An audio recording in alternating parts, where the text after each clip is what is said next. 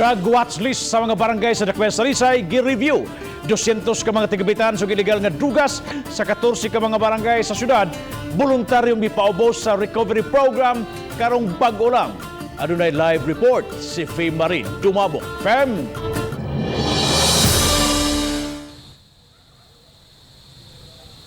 Bab, gawas sa pagtutok sa pagsulbad sa problema nga dala sa COVID-19, gitutukan usab karon sa gamhanan sa Dakbayan sa Talisay ang pagbatok kunang gubat-batok sa ginililing drugas ug usa sa pamaagi niini ang barangay-based recovery program.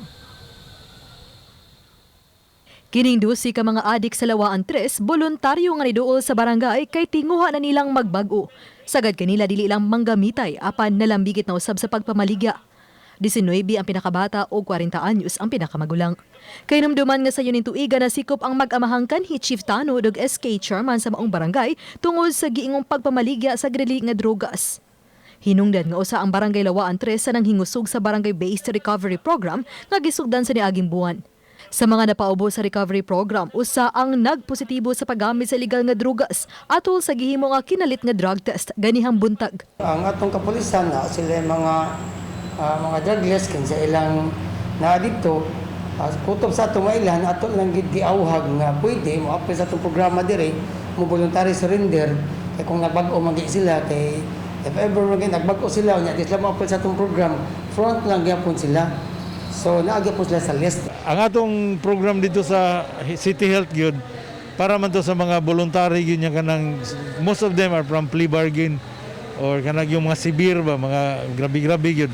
Pero at the barangay level na masay ka itong mga kanabitong matawag na itong moderate pa lang. Dungan usab niini ang paghingusog ug balik sa programa nga nag-awhag sa nagkadiyang organisasyon ug grupo sa mga batan-on pagbiya ug paglikay sa ginadili nga drugas.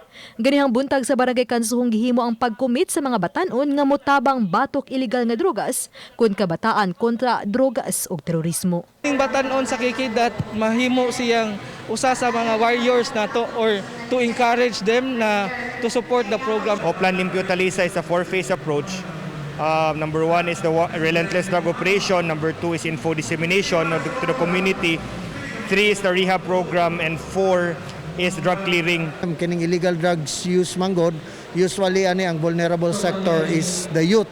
Also kining the evils of terrorism nagbiktima pud siya sa youth.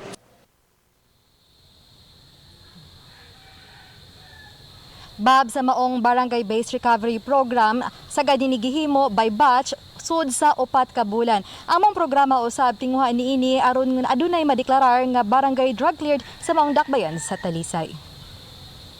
Daghang salamat, Fame Marie Dumabok sa imong live report.